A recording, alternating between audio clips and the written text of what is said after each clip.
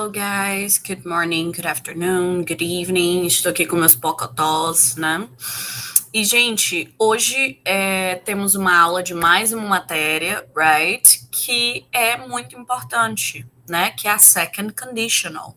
Já estudamos a first conditional antes da gente começar a nossa maratona de estudar o present perfect. E aí, vamos lá para a second conditional. Então, como o nome já diz, second conditional é a segunda condicional.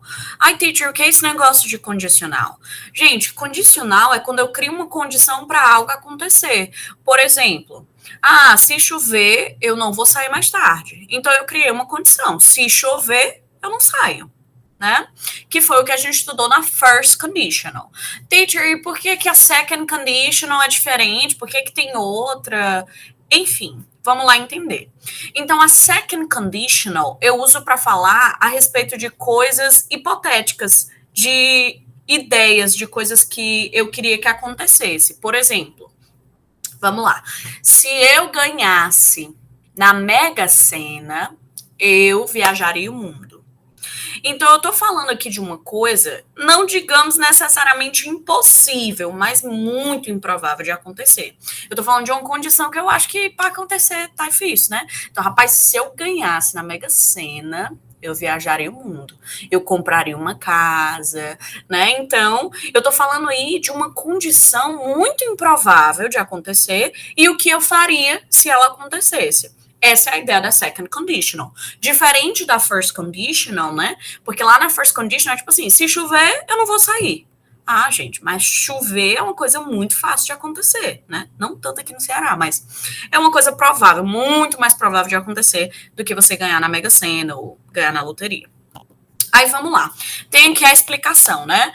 Então, a second conditional, a gente vai first, né? Primeiramente, use it to talk about things in the future that are probably not going to be true, né? Exatamente o que eu falei. Eu vou falar de uma coisa no futuro que provavelmente não vai ser verdade. Provavelmente não vai acontecer. Talvez, como ele fala aqui, I'm imagining some dream, for example. Eu tô imaginando um sonho, né? Se eu ganhasse na Mega Sena. Se eu fosse rica, eu faria isso. Né? Então, eu tô falando de uma coisa no futuro que provavelmente não vai acontecer e tô imaginando o que eu faria, certo? Aí tem os exemplos que eu falei, né? If I won the lottery, se eu ganhasse na loteria, I would buy a big house. Eu compraria uma casa enorme, né? Mas eu provavelmente won't win the lottery. Não vou ganhar na loteria, gente. Infelizmente queria. Mas assim, é difícil você ganhar sem apostar, né? Mas queria ganhar, mas não aposto. E depois a gente tem, if she studied, se ela estudasse, she would pass, ela passaria. Mas ela não estuda, gente. She doesn't study, so this won't happen. Não vai acontecer. Se ela não estuda, ela não vai passar, né? É que eu tô falando, provavelmente não vai ser verdade. Porque se ela estudasse, talvez ela passaria, mas ela não estuda, né? Aí, o segundo caso is to talk about something in the present which is impossible because it's not true, né? Então, eu posso usar no segundo caso para falar de uma coisa no presente que é simplesmente impossível, porque não é verdade, certo? Aí você fica tipo assim, teacher, não entendi como assim uma coisa no presente que é impossível. Por exemplo, if I had his number, se eu tivesse o número dele, I would call him. Eu ligaria para ele. Mas, gente, eu não tenho o número dele, então é impossível. Né? É uma condição impossível, porque eu não tenho o número dele aqui agora, nesse momento. Eu tô falando, se eu tivesse, eu ligava. Mas eu não tenho, então, a sua opinião não importa. Pra que tá dizendo essa frase? Ó, pra ser besta? Né? Porque nada a ver. Ou esse daqui que é o clássico, né?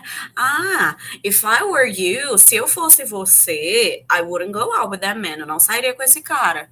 Sim, mas você não é eu. E aí? Tá se metendo por quê, né? Mas se eu fosse você, eu não faria isso. Mas você não é eu. E aí? Né? Então é simplesmente impossível. É só o pitaco alheio da pessoa dizendo, se eu fosse você, eu faria isso. Se não sei o que, não sei o que. Mas não adianta de nada. Essa sua frase aí, você tá falando só pra encher meu saco. porque não vai acontecer. Aí, se fosse você, eu não faria isso. Sim, mas você não sou eu, então deixa eu fazer. Né? Então, é basicamente isso. É basicamente essa a ideia da segunda condicional. É falar de uma coisa improvável no presente, ou nesse caso, impossível, e o que eu faria se isso acontecesse. Né? Mas muito pouco provável de acontecer.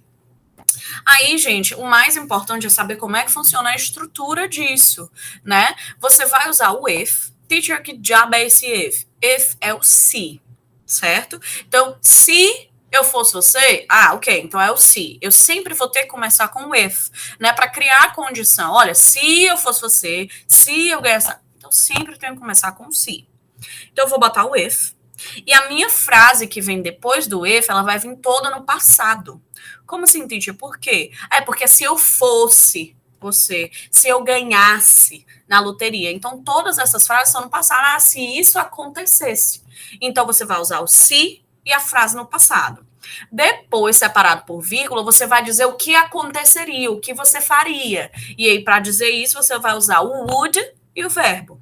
Teacher, o que é esse would? Gente, o would, ele não tem uma tradução.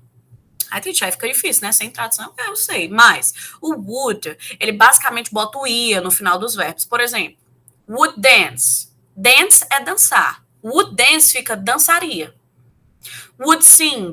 Sing é cantar. Então vai ficar cantaria, né? Ele bota esse ia no final do verbo, né? Para falar dessa ideia hipotética. Eu cantaria, eu dançaria, eu comeria, I would eat. I would drink, eu beberia. I would sleep, eu dormiria. I would watch, eu assistiria. Então sempre vou usar o would com outro verbo para dar esse ia, né? Para essa coisa hipotética, essa talvez, eu faria isso, eu faria, I would do, né? Então é assim que funciona. Você vai usar o if, que é o se, escrever a frase no passado, e o would junto do verbo normal, dance, sing, eat, drink, né? Normalzinho, sem mexer em nada. Já no passado, lembra que tem que adicionar o ed no verbo se ele for regular, né? Tipo, dance vai ficar como? Danced, né? Com ed. Watch, quer assistir, vai ficar watched, né, com ED, e aí vai. Se ele for irregular, aí tem que pesquisar, tem que saber decorado a forma do passado, porque nem todos os verbos é só botar ED, né, porque a vida não é fácil assim, bota só ED, não é fácil assim, né. Então, alguns verbos são irregulares, eles não seguem essa regra do ED, então você tem que saber decorado como é que ele vai ficar no passado, certo? E aí, gente, o que foi que eu fiz? Eu coloquei aqui nesse slide belíssimo que vai estar disponibilizado junto com a aula para vocês assistirem.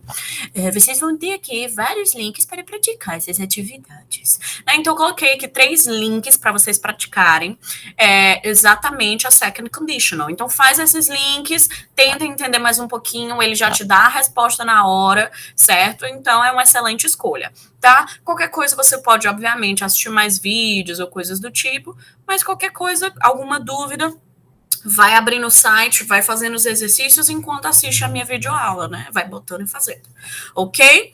Então é isso, meus amores. Bye, bye, see you, né? Vejo vocês de fato, provavelmente. Vamos nos encontrar a partir do dia 18, né? Então, vejo vocês de fato em sala, etc. Né? Vou perguntar quem assistiu esse vídeo. Ninguém, mas tudo bem. É isso aí. Ok, gente? Então, bye, bye. See you on the class. See ya.